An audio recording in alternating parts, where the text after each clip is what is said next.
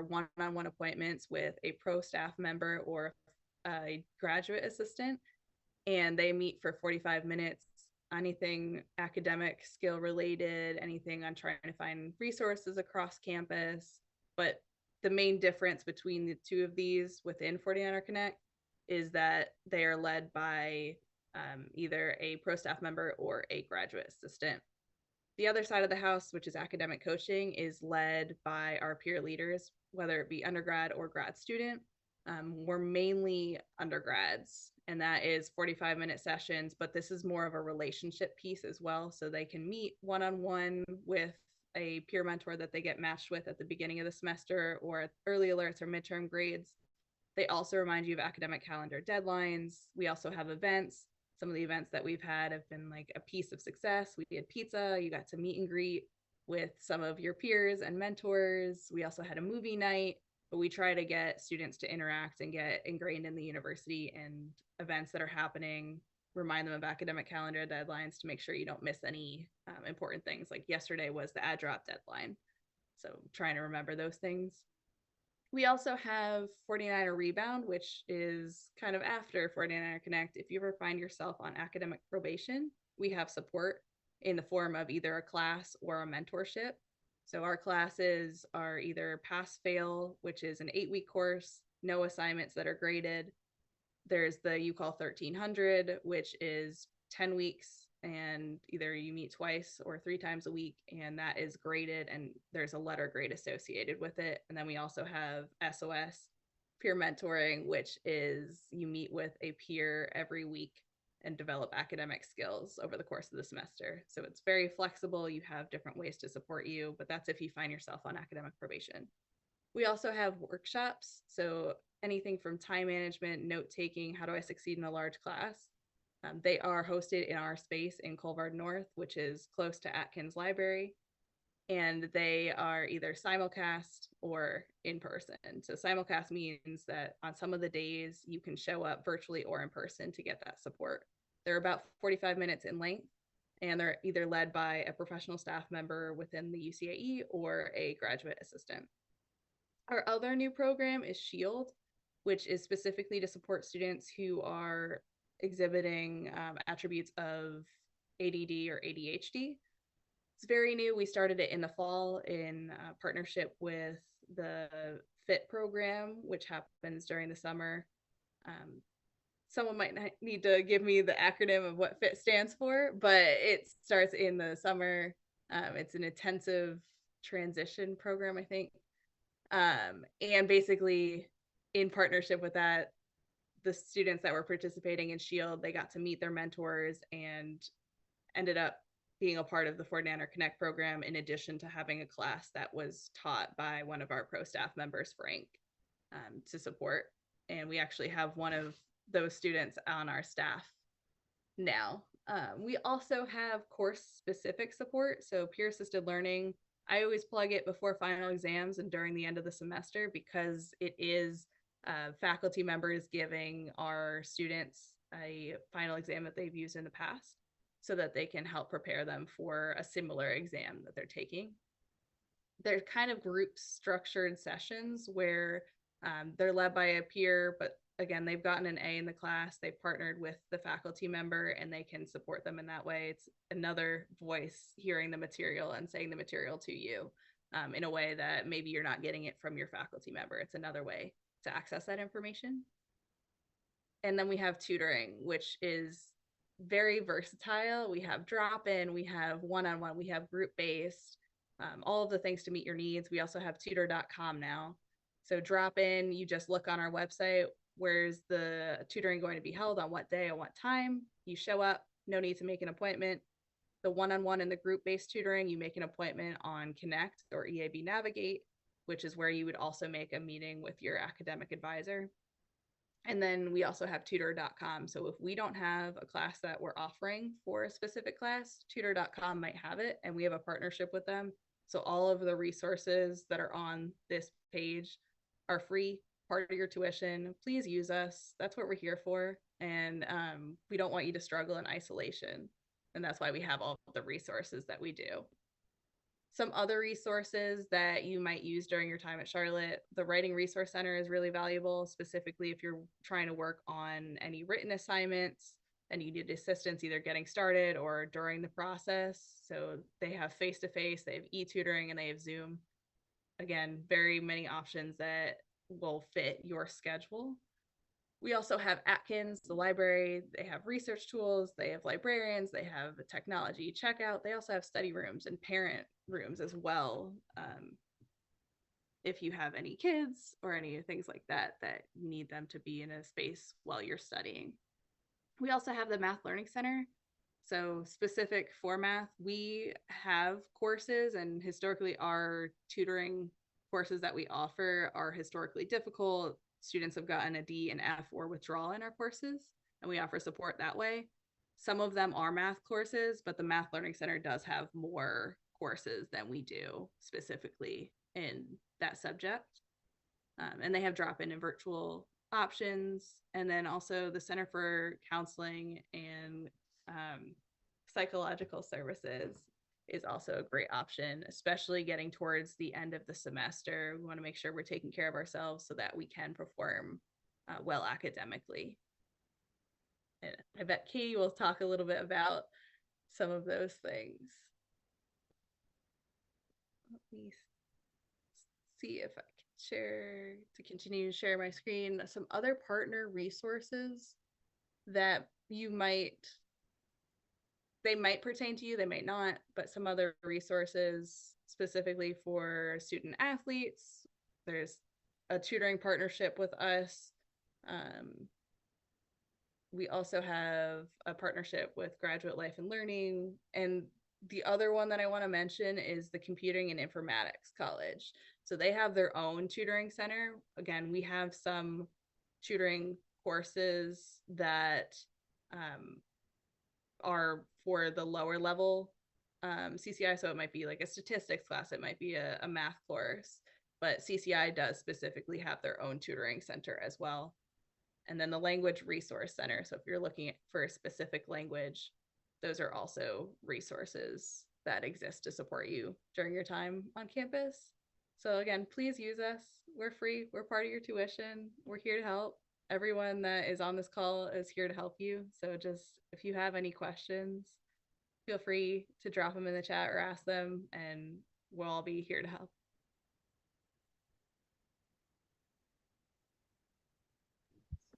Thanks so much for that. I love doing these lunch and learns because I have been a student at Charlotte for a long time, but I still feel like I still learn a ton about each office, or maybe I know a lot about the office, but I learn like details I didn't know before. So that was really cool to learn some new information myself. So now I'll turn it over to Katie from SAS.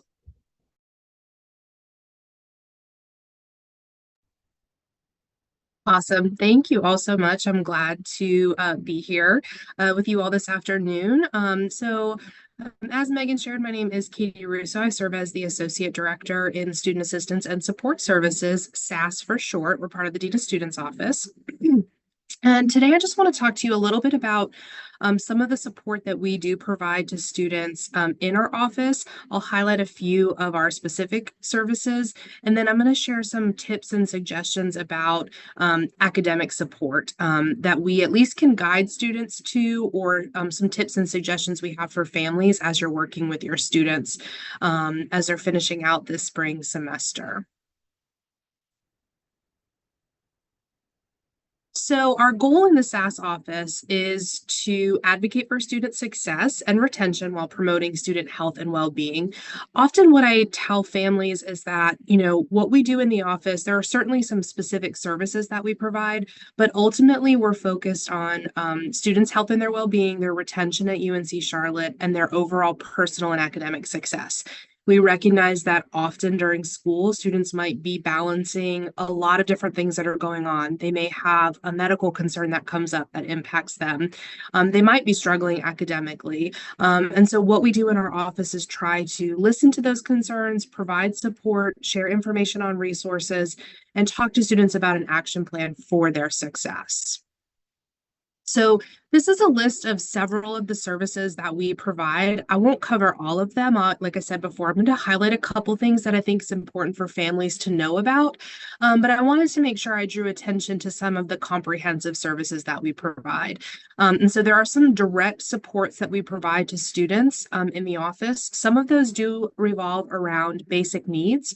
So our office does oversee the Student Emergency Fund, the Emergency Housing Program, and the Swipe Out Hunger Program. So those obviously address financial, food, and housing insecurity concerns.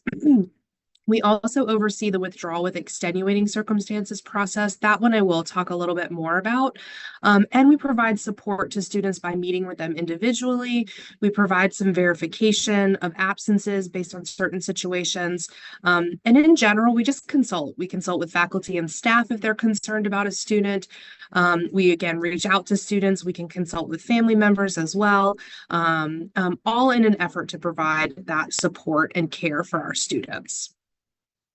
So one of the first services that I wanted to share a little bit more information on is our emergency notification to faculty.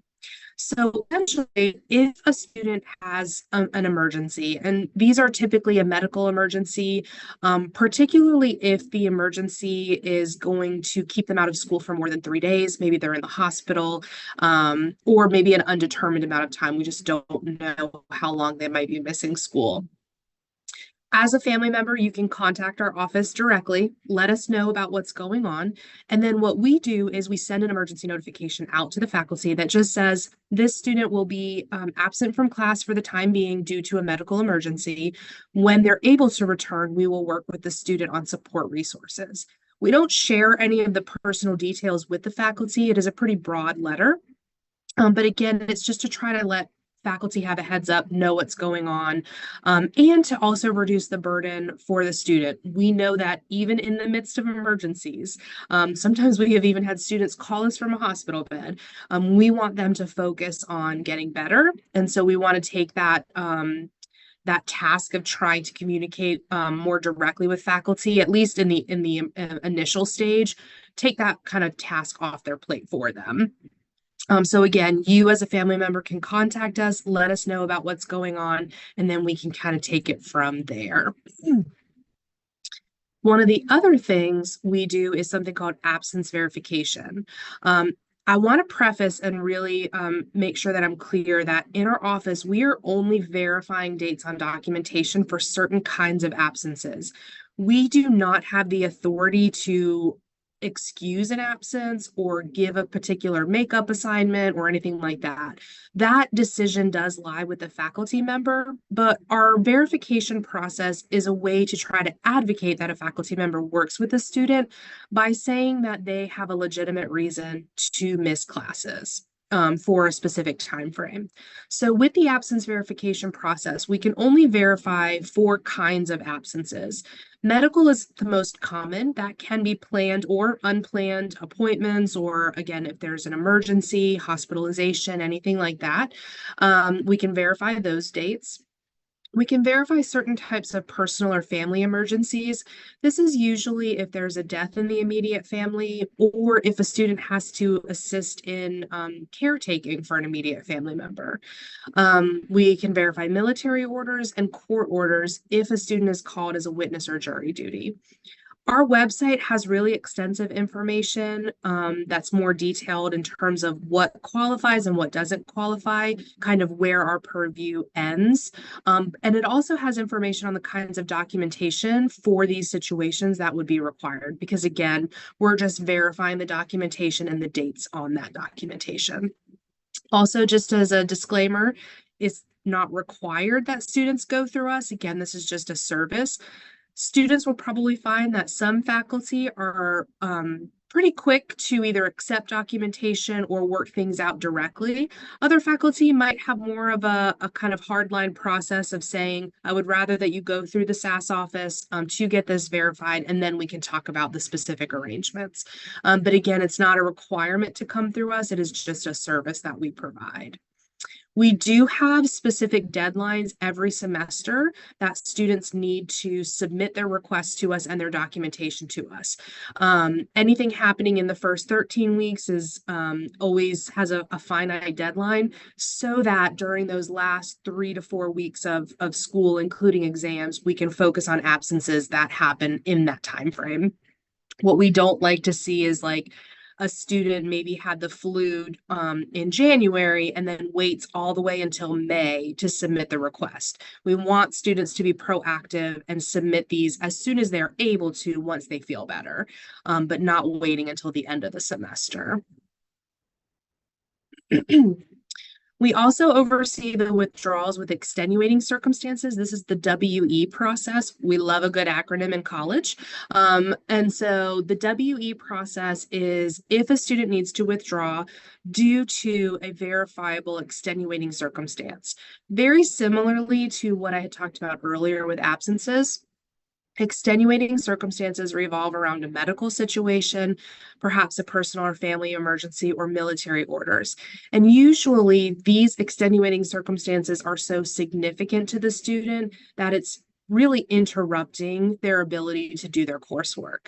And so they might need to withdraw from some classes or perhaps even all their classes if the situation is again so significant that they really need to take a break in the middle of the semester.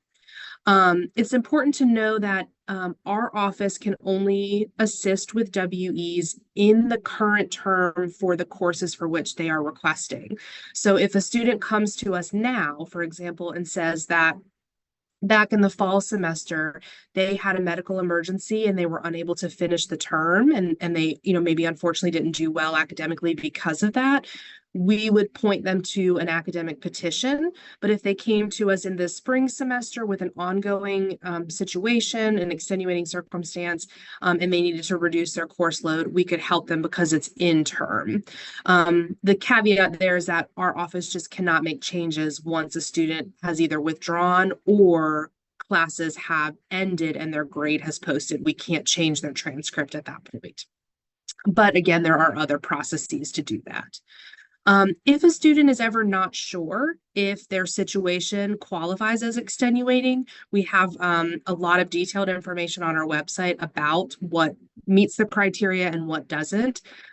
Students really should also be talking directly with an academic advisor if they're considering withdrawing, whether that's withdrawing on their own via their Banner self-service or engaging in the more extensive withdrawal process for extenuating circumstances, the WE process.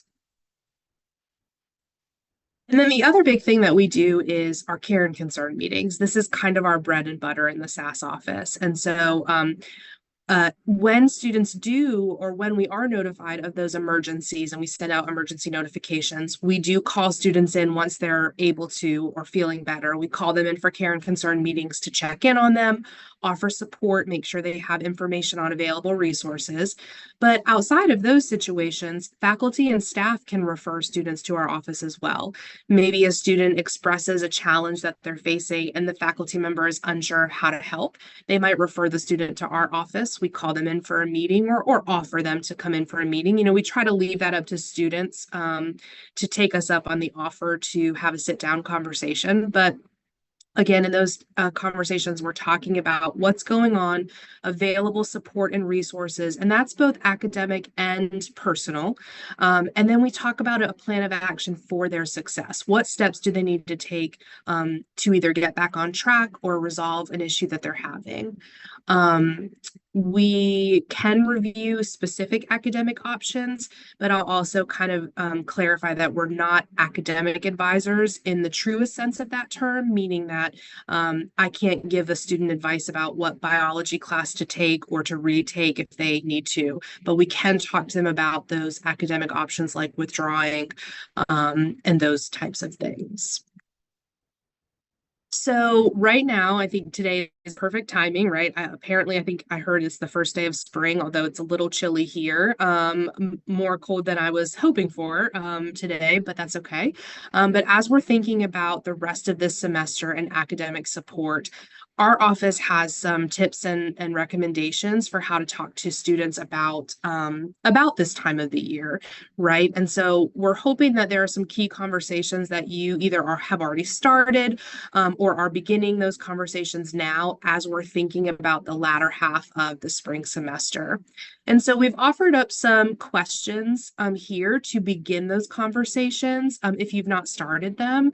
But starting big, right? Just talking to your student about things that they're learning inside the classroom, things that they're learning outside the classroom, how they might be feeling about these last few weeks of the semester, what kinds of assignments have they been working on, how are they preparing for finals, right? Finals tend to sneak up on students. They come a lot faster than we think. Even as a staff member, I am actually shocked that we're now over 60% done with the semester. It always sneaks up on us in the spring for whatever reason, but asking them about how they're preparing for finals. Asking them maybe specifically about midterm grades can be a good strategy. I'll share that midterm grades are not always assigned in every class. In theory, faculty members should be entering midterm grades if the grade is a C or lower. They're welcome to enter any kind of midterm grade, but they're supposed to be entering them if they are C or lower. If your student is unsure about what their midterm grades might be, they really should start a conversation with their faculty member. I'm going to share some information on some resources and some other academic options on the next slide, but those can all be topics of conversation to have with your student. If you're finding that your student is maybe a little hesitant to share with you what their midterm grades are, maybe starting with those broader questions, just as like an icebreaker, honestly, and seeing kind of how that goes. Granted, your student may have given you guest access permission, and so you might have seen midterm grades. You might have access to that information, but we still recommend starting from a broader standpoint, especially if midterm grades were low. Your student might feel, upset about the fact that they had low grades. They might be worried about disappointing you or feeling some shame around the grades that they got. And so, again, trying to start big picture and then focusing in on what's going on and then taking those steps and sharing that information about what to do can be a helpful guide for the conversation. So Mackenzie shared some great information about the UCAE services. And in our office in SAS, we are constantly talking about UCAE support and guiding students to those resources, the tutoring, the workshops, the peer support programs. And so being able to also recommend that if your student is expressing concern with their academics, letting them know about some of those resources is a great tip and tool. Every time we talk with the student, we are also recommending, if they have not talked directly to the faculty member or the TA for an assigned class or lab, having that conversation. And I know that sometimes it can be scary to reach out to faculty to ask those kinds of questions. And in our office, we can try to help students navigate what that might look like, give them some pointers. But often what we're hearing is that they've not even engaged with the faculty member to inquire, what is my grade? How might I get back on track academically? And so trying to collect some of that information directly from the faculty member who's going to be assigning the grade, at a minimum, helps them collect some information about what is my standing, and then also how can I be successful in this class? And so having those conversations is certainly a high recommendation that we have. We also recommend students meet with their academic advisors. They may already be doing that right now, just given the time of the year, in preparation for signing up for classes either in the summer or the fall for future terms. But we also tell students, ask your advisor about your plan of study, ask your advisor about your academic options, because those advisors should be tuned in to that department, that major. They should have a good sense of difficult classes and recommendations for resources on how to manage some of those higher level or more difficult classes within the major. Also, if your student is considering some of these other alternative academic options like withdrawing, we want your student to talk to the advisor about how a withdrawal or any of these other options might impact their plan of study, if it even does. And so those are important things to talk to an advisor about. We also recommend that students create a plan of action, especially for their remaining weeks of the semester. Again, finals have a way of sneaking up. Those bigger projects sometimes have a way of sneaking up, even if maybe they should be working on them throughout the semester. But creating, some academic priority to-do lists is a strategy we recommend to students. We really try to encourage them to keep those to just 2 or 3 things a day. As we all know, with whatever kind of to-do list we're making, we have a tendency to just add, and it can feel really overwhelming. So trying to prioritize just a short number of things per day is a helpful strategy when students are also trying to tackle maybe their academic coursework. In terms of academic options, if your student is struggling with classes this semester, for whatever reason that might be, they may have some potential options to consider. Students can self-withdraw from classes. Undergraduate students are given 16 credit hours of self-withdraw credit to use during the entirety of their time as an undergraduate at UNC Charlotte. So it is a finite resource, but often students might just self-withdraw from one class every now and then because maybe they've just bitten off a little bit more than they can chew. Maybe they've not put their best foot forward in 1 or 2 classes. Maybe they've had a change of major and they are realizing, this particular class, I don't need this anymore, and I'm not doing very well in it because I don't like it. That's really what self-withdrawing is designed for. Just as a heads up, if your student was in a full term or is in a full term, meaning the class started in January and ends in May as sort of the traditional semester, the self-withdraw deadline for this spring semester was yesterday. So they may have engaged in that process already. If they're taking a part of term class that is a second term class, meaning it just started a couple weeks ago, that second term or second half deadline for the spring semester, the self-withdraw deadline for that set of classes is April 10th. Always important that students are mindful of those kind of deadlines every term. Not just self-withdraw deadlines, but add drop deadlines, all of those kinds of things. And particularly that they're paying attention if they are enrolled in part of term classes. Again, those are sort of shorter sectioned classes, usually about 6 to 7 weeks. They have a part of term A, meaning that's the first half, and then a part of term B, which is again the second half. We also, I mentioned in our office, we manage the withdrawals with extenuating circumstance process, the WE process. So if they're navigating a medical concern, for example, and that is the cause of impact to their academics, they may meet the criteria to engage in the WE process. Now, certainly there are some steps to these processes, but it's all outlined on our website. There is some documentation requirements as well. But again, that can be an avenue to explore because the WE, if that's approved, that does not count against their self-withdraw 16 credit hour limit. I'm seeing a few questions pop in. I know some folks are helping me out with those, but I'll make sure I get to those too after I finish this slide. I listed incompletes as an option, more so just so you're aware.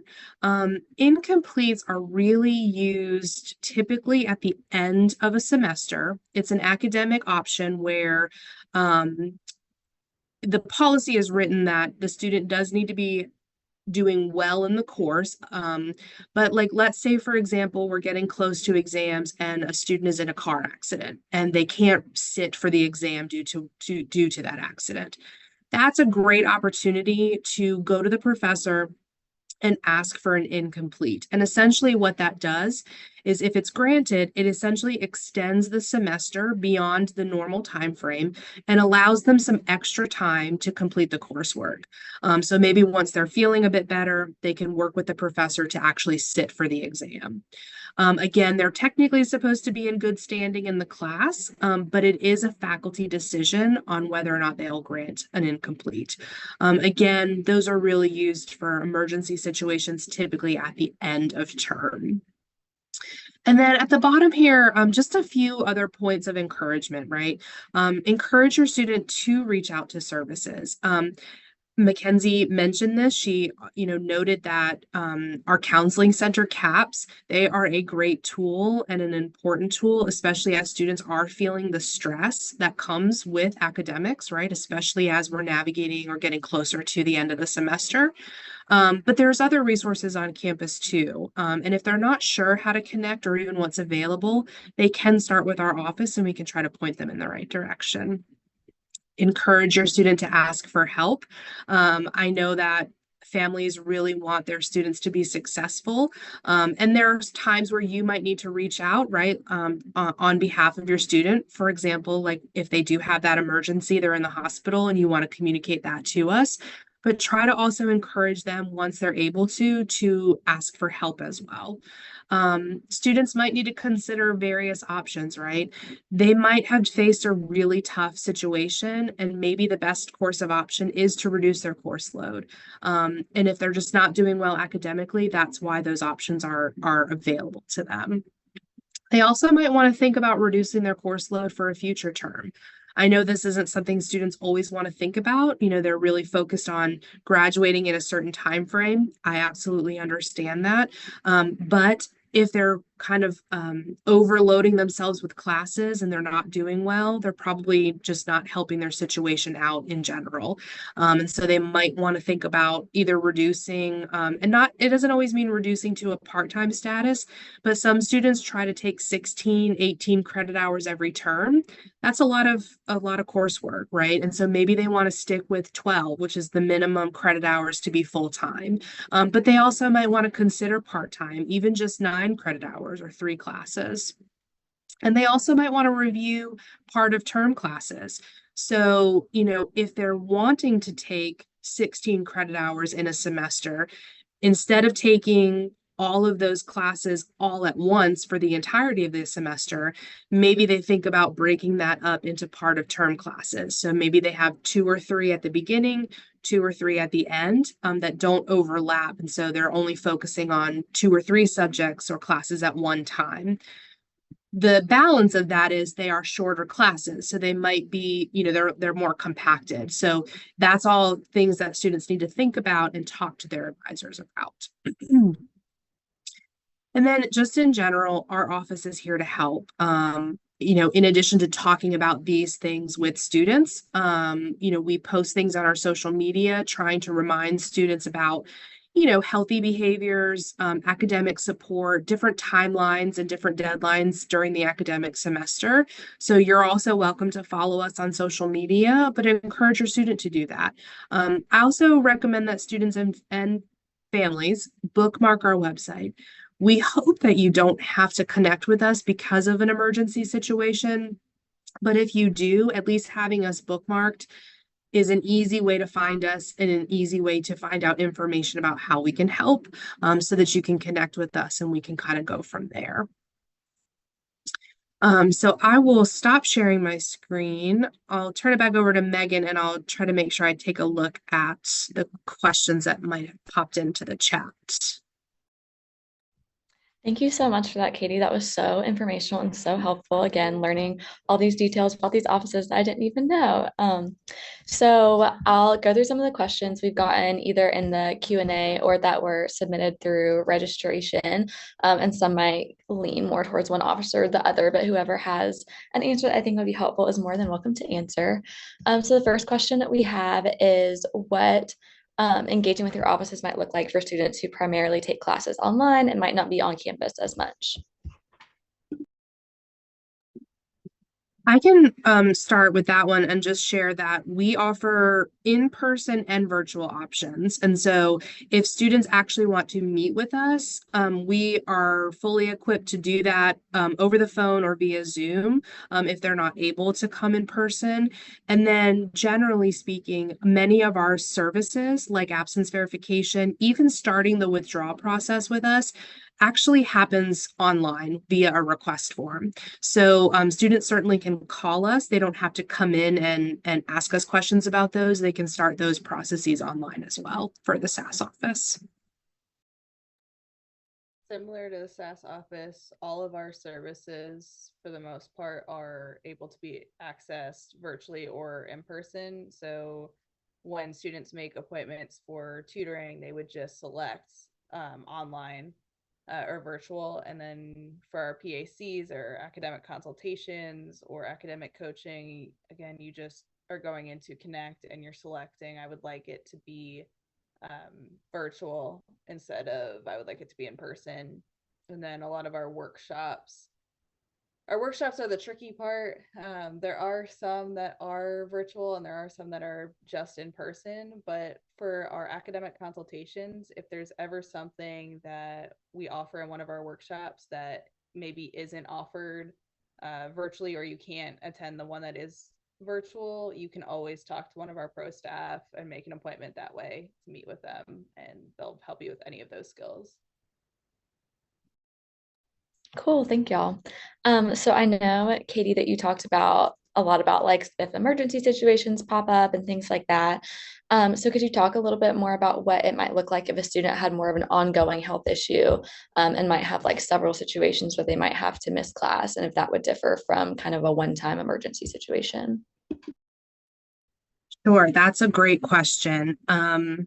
The quick answer is it depends. But it truly does. I don't say that, I know I said that jokingly, but I do mean that. It really does depend on the situation. So without knowing more context, so my broad answer to that would be that if your student has an ongoing health concern, maybe they're managing a chronic illness or something else that does just impact them on the regular. What I would say is that they may also want to consider connecting with the Office of Disability Services because that office can also provide academic accommodation to students based on a diagnosis that they may have. And that can be a physical health diagnosis, a mental health diagnosis, or a learning challenge that they may experience. And in disability services, if they're registered for accommodations and maybe one of those accommodations is related to attendance, they would have a system in place for what they need to do if whatever their chronic condition is what's causing their absence. Whereas in our office, usually if we see that a student is maybe sending us multiple absence verification requests for something that seems to be reoccurring, we probably, once we see that trend happening, would also reach out to them to try to recommend disability services. We certainly can still verify their absences, but for example, let's say a student has a mental health diagnosis. We know that, a difficult day as it relates to maybe a diagnosis of depression may not necessitate a doctor's visit. And in our office, we just can't verify, we're not equipped to verify their diagnosis, right? We could only verify a date based on documentation. And that's a difference between verification in our office and support that a student might be provided if they're registering with disability services. So that's kind of a more extended version of that if they are facing something that is more reoccurring, we would recommend that they talk with disability services as another way to expand their support. Yeah, that's a great point. I think that it is amazing that we have all these offices on campus, but it can definitely get confusing, like which one to go to. And there is kind of more of an ambiguous situation like that where both offer services, but they might be tailored to like specific kind of like it depends situations differently. So that's a great point to bring up about the disability office. So the next one probably could go to either of you. But how can a family or a student supporter best support their student if they're on academic probation or if they just tell them that they're struggling with classes and are not sure what to do? that's also in our wheelhouse. So for students who are on academic probation, honestly, just being there to support them, letting them know that, like, regardless of what happens and how they're struggling, that you as their parent are there to support them, because a lot of our students that come across us feel like either a sense of shame or fear to tell their parents. So the first one just off the bat is just be supportive of your student. We don't know what happened. Like, there might have been something either in your specific family, or maybe they're just having trouble adjusting to their academics. And a lot of our students coming from high school to college, usually that's a harsh adjustment period. So they're still just trying to figure out, how are they learning? How can they learn better, more effectively? So again, support, and then just letting them know that they can talk to all the support services on campus. And like Katie was mentioning before, that can be like a barrier, and students, it can be scary to ask for help. And we all know that, everyone in this room. So just being there to either ask if, like, they need your assistance, reaching out to a specific office. I know the program that I work with academic coaching, our students help their students write emails to their faculty members if they don't know how to word an email or where even to start.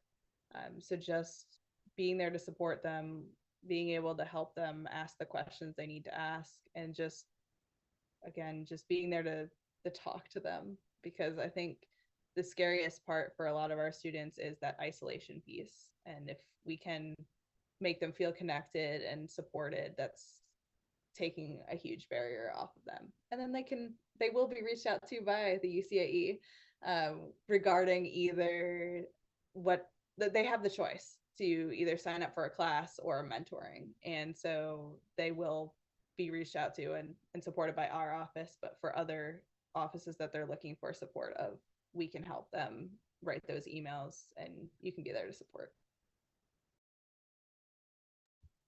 Definitely. And just being in these lunch and learns and hearing from our campus partners, I think also sets our student supporters up with a lot of great information. If their student does come to them asking questions, they can be like, oh yeah, I heard about this in a lunch and learn last week. So that's another great way to support your student, is to continue coming to our lunch and learns. So the next question we have is, can you tell us more about the Niner Care Team and how families can utilize this resource for their students' success? Sure. Yeah. So the Niner Care Team is overseen by our office. We chair that team. It is essentially a multidisciplinary team that comes together weekly. It's comprised of staff from our office, disability services, housing and residence life, civil rights and Title IX, student accountability and conflict resolution, along with our partners in the counseling center and the Center for Integrated Care. The purpose of this meeting is to talk about significant levels of concern for identified students.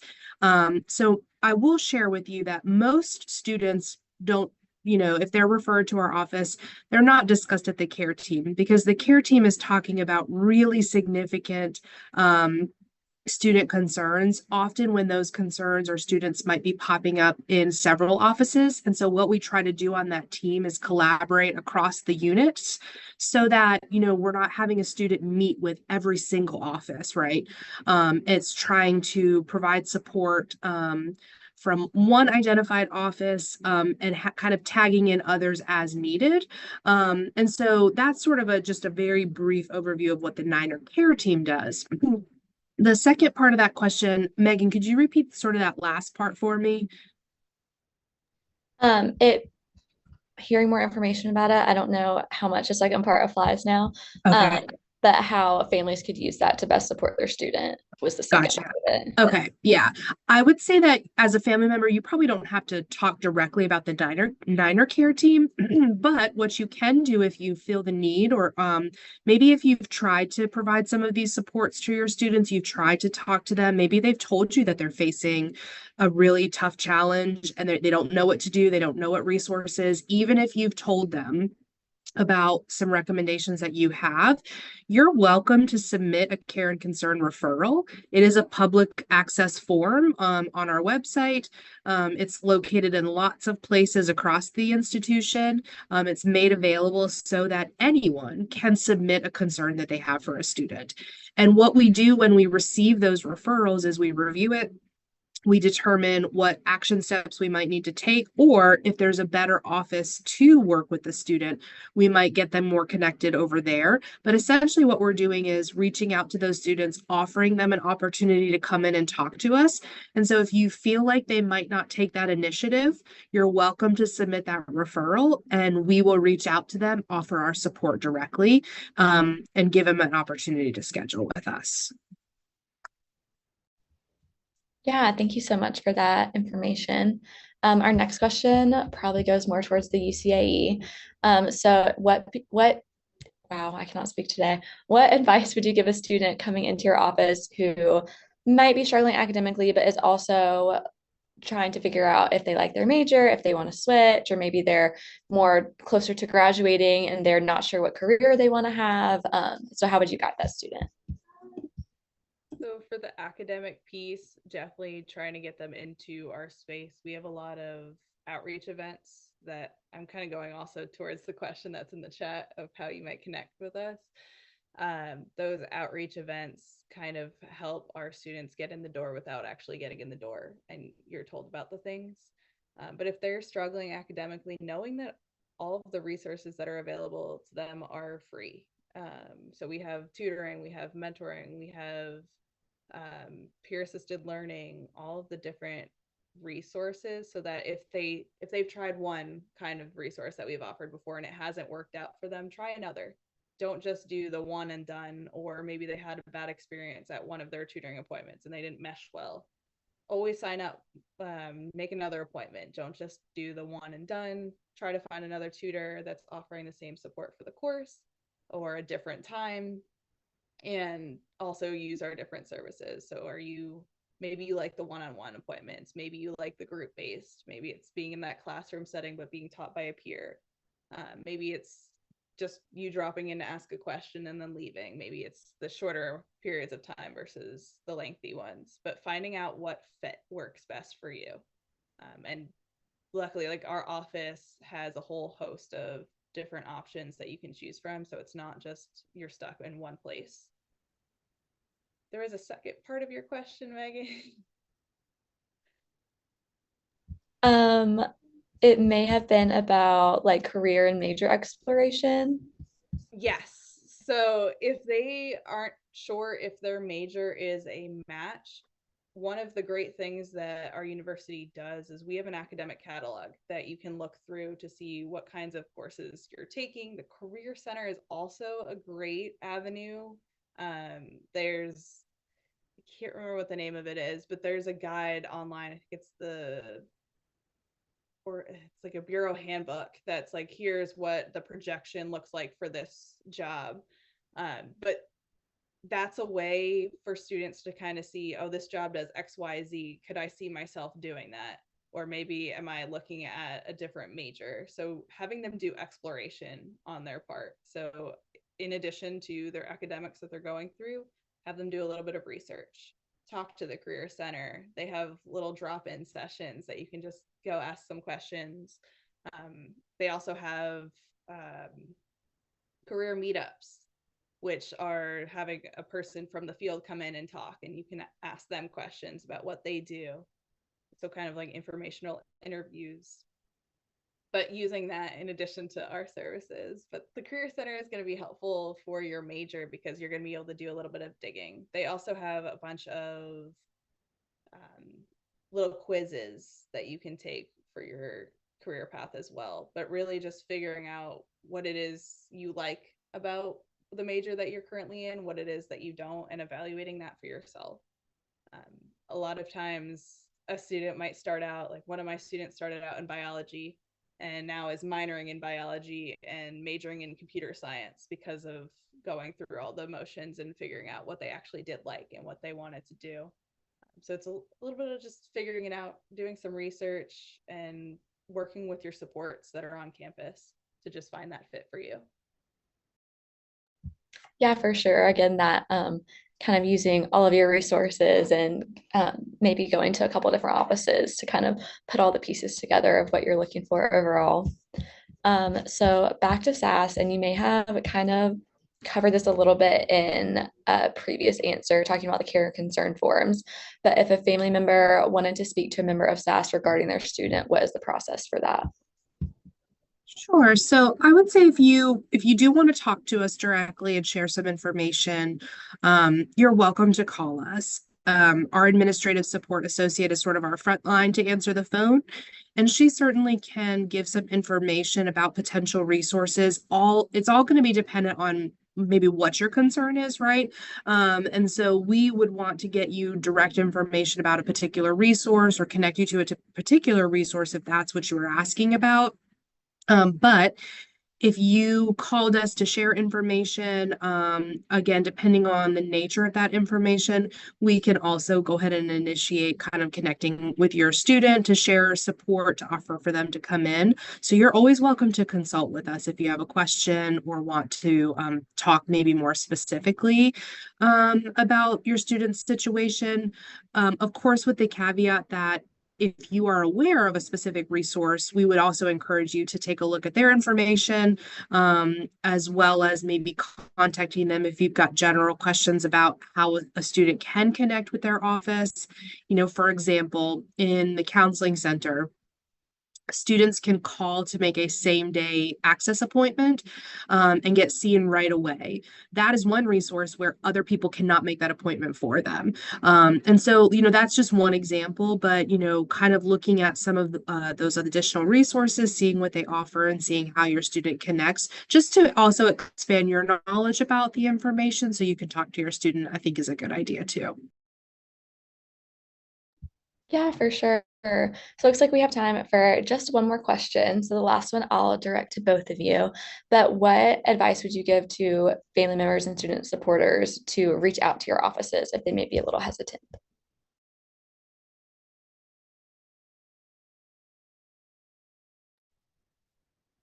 I would just say we don't bite. We're here to help. I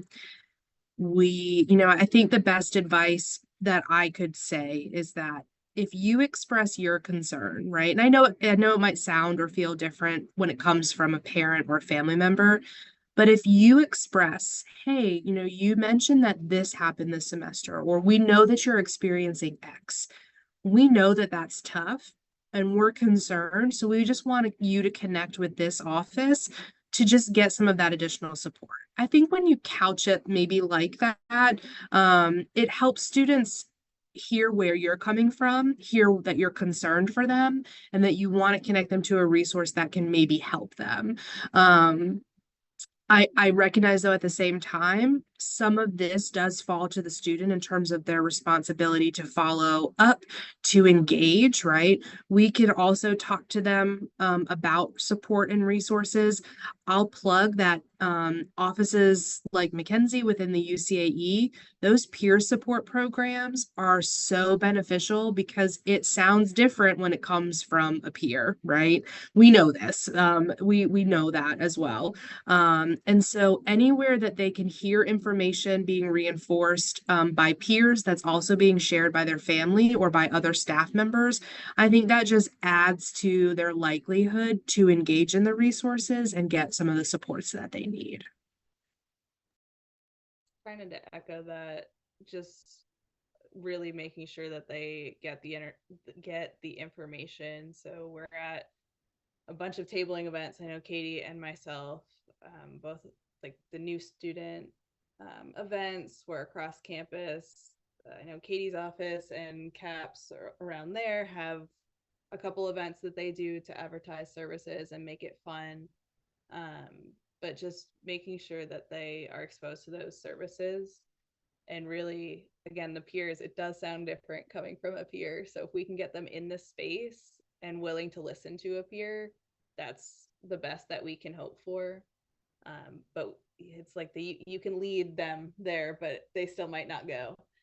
So really it's just getting them in the space. But something that the UCIE does is we do a lot of presentations across campus based off of faculty who get us into the classroom. They request us to come in, and we talk about our services at the beginning or the end of the presentation. So if they never see or hear from us again, they've heard a spiel of our services. So that's also another avenue that they could access the information and the support. It's just they need to use them, and we hope that they do.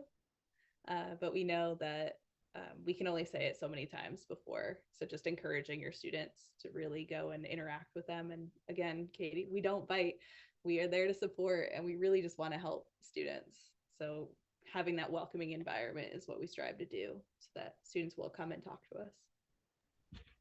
Yeah, thank you both so much for sharing your time and energy and information with us. And thank you to all of our participants for logging on and spending your lunch hour with us. There will be a recap of this Lunch and Learn available on the 49er Family Hub very soon, so be on the lookout for that. If you want to review a little bit of what we all talked about today, and then mark your calendars for April 16th next month for our next Lunch and Learn, where we talk about from cap and gown to career, end of the semester wrap up. So we look forward to seeing you all then and hope you have a great day.